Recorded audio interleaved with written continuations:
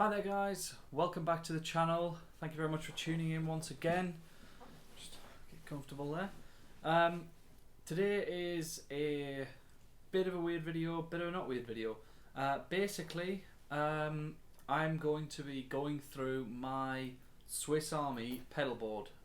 It's the one I use for everything. Everything outside of my home, that is. As many of you may know, I use bias effects when I am in the house, just because it's headphones on sort of deal. And you know, with living in a terraced house along here, I've got someone that way and someone that way, so it's a little difficult for me to play through this bad boy all the time. So especially when it's late at night, I use bias effects. So yeah, so the pedal board is down in front of me on the floor. I've got this little thing here is pedal board cam. It shows my JVM foot switch just here, which is currently set to clean, and that I've just got the thing cut out because it's a little bit like, don't know why, just always has been. Yeah, so that's that, and then it is a Pedaltrain Metro board here, and underneath a power supply, which you can't see, is a Cioks Big John.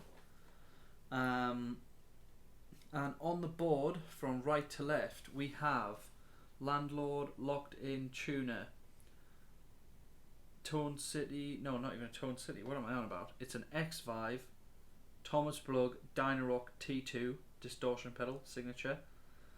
This is a Keeley tone workstation with 6 pedals in it. I will get to that shortly. The Green Russian Big Muff, Mojo Mojo overdrive from TC Electronic EchoBrain right here, and a TC Electronic Spark Mini Booster, sorry. As you can see, this is like the TC Electronic half right here. You know, just because they make great affordable pedals. So let's run down what I use them for. Tuner is a tuner, obviously.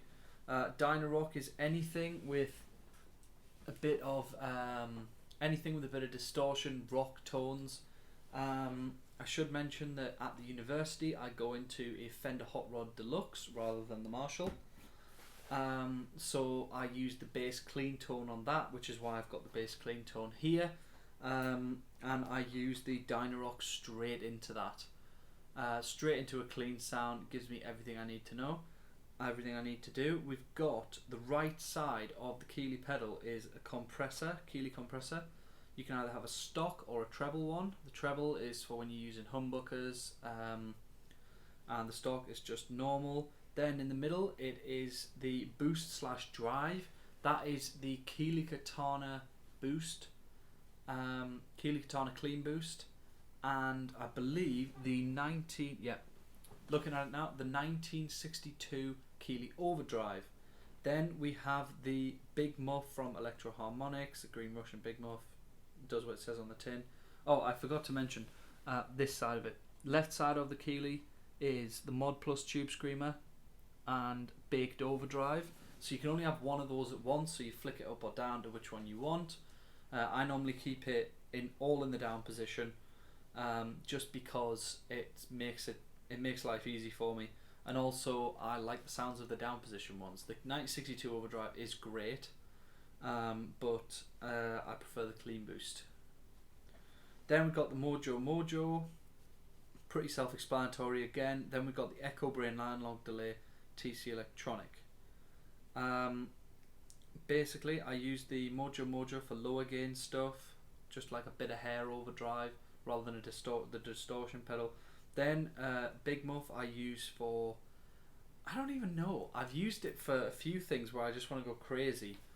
The thing I used it for that was actually a really weird thing was a really vintage trebly tone for playing a Gary Moore song. Actually, I used that pedal on with sustain on full, I think it might have been backed up, might have been the sustain backed off and the tone all the way on full. It just sounded like a Gary Moore thing. Okay, so basically what I'm going to do today is just go along the line, show you what each pedal does in the settings I've got it in. I'll probably tweak the EchoBrain just because it can be a bit temperamental with feedback and stuff. I'm not quite sure how to solve that, but it's a bit weird at the moment. I need to like investigate that, and maybe I might be selling the EchoBrain soon. I don't know. But yes, so I'm just going to go along and show you what each pedal does. First, I'll use the Telecaster loaded with the Bareknuckle brown sugar set. Then I'll probably use EMG Strat, and then something with humbuckers. I might go through 3 or 4 guitars just to show you what I would use them for. And then another video I'll do is where I'll look in depth more at the pedals, especially this tone workstation, go through and review the pedals and give you all the tones and my 2 cents on them. So let's get into some playing. Okay, so as you can see now, I've got the Telecaster, Squier Standard Telecaster in antique burst, maybe. I can't remember what burst it's in. It looks nice, okay. Bareknuckle brown sugar's in, as I said before. This is a clean tone.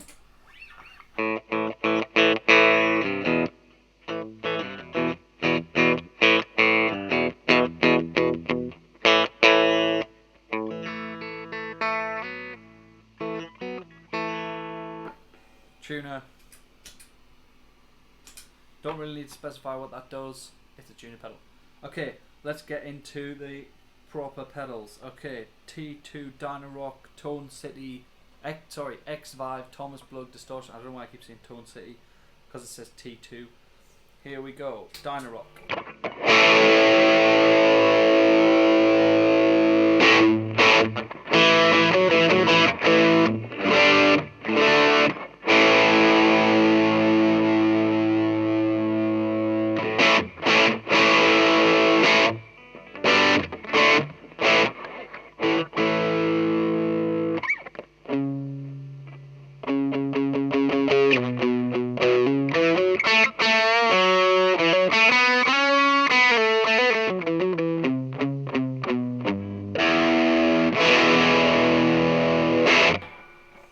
Just a really meaty distortion pedal. Yeah, just a really meaty distortion pedal, that is. Hugely nice. Love it for my rock band. I would use that for. Just as a thing, I would normally leave the Katana Clean Boost on at all times as just an always on pedal when I'm going into the hot rod, especially. In the Marshall, it sounds a bit weird. We'll get onto that in a second. Okay, so that's that. Compressor without, with. Takes some of the level off at the moment. It takes some of the level off at the moment. It's like compressors, you know, compressors are for. I would use them. I use them for the country band that I'm in, doing like.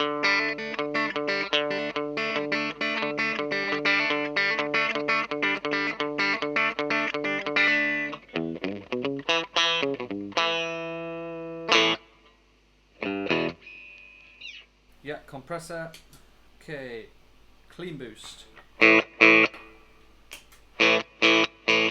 See,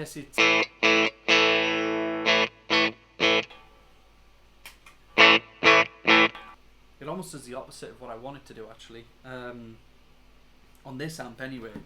On the Fender, it makes it sound amazing. This amp just seems to cut. It seems to like cut bass out.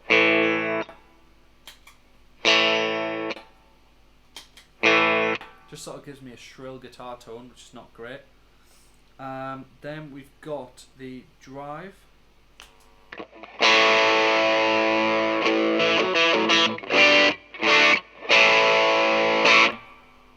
So that is the Mod Plus Tube Screamer. That's like, I don't even know what I use that for, really. I would like, I've used it a couple of times to stack, actually, with the Mojo Mojo, the 2 together, to give me a sort of a really thick tone. Then we have got the big Muff.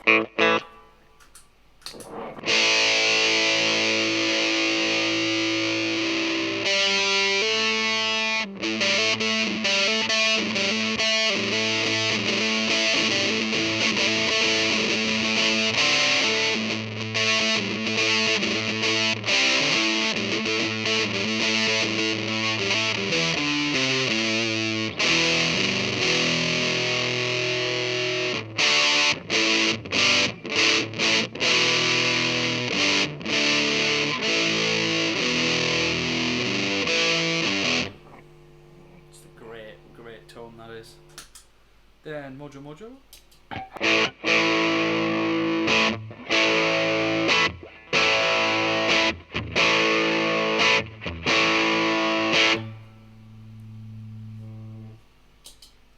This is the EchoBrain right now.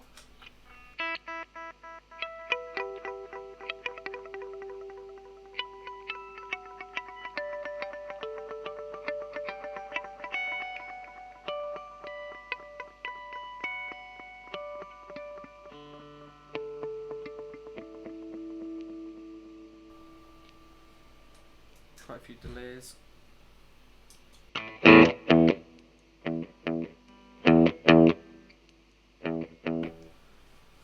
That's just a 20 dB boost. So going back to what I would use these for, I would typically not use the Dynorock with this. I would use more the Mojo Mojo drive, the Big Muff maybe. Let's see what it sounds like with a humbucker guitar. So I'm back here with the SG Standard from 2016 from Gibson. It's an all stock model. I named the Duchess or Duchess. No clue why, just seemed quite appropriate for it. This guitar is the first guitar I chose that I bought. You get your first guitar, then this was the one I chose. Gorgeous guitar, plays everything I want it to, and it's just a really inspiring tool to play, to be honest. Like really inspiring. So yeah, let's see how this sounds.